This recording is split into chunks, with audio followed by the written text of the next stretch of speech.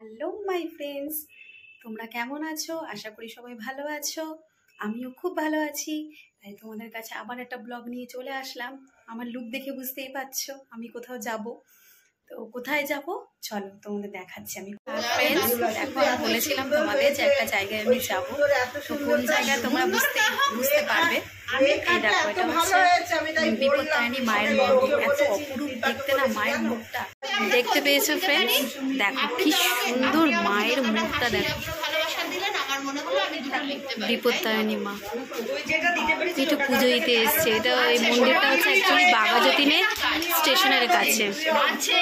আমার দিদির বাড়ি পেছনে যে মায়ের পুজো উনি পুজো করেন।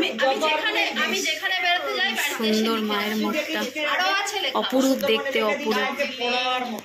দার্জিলিং ঘুরেছি বাবার সঙ্গে, গপুকে বসিয়ে দিয়েছে। মায়ের মন্দির কত বছর?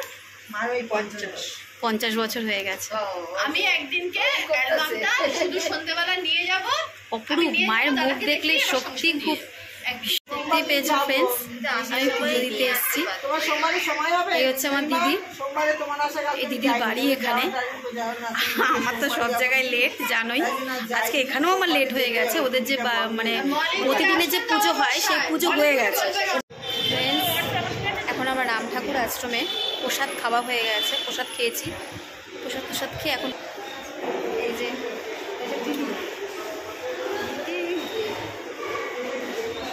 দিদি আর বড় বউ আর এই যে আমার মেয়ে, ওই যে বসে আছে। এখন বাড়ির দিকে ব্যাক করবো, মানে দিদির বাড়ির দিকে যাব। দেখতেই পাচ্ছ এখনো প্রসাদ খাওয়া চলছে, তোমাদের দেখাচ্ছি। এই যে এখনো প্রসাদ খাওয়া চলছে। আমরা ফার্স্ট ব্যাচে বসে পড়েছি আর মন্দির বন্ধ হয়ে গেছে, যেহেতু 12টা 10-15 হবে হয়তো। এখন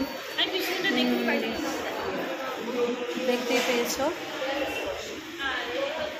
ভীষণ শান্তি লাগছে, মানে এত আরাম লাগছে। আর এত গরম পড়েছে না, আমাদের শাড়ি পরেছি বুঝতেই পারছো।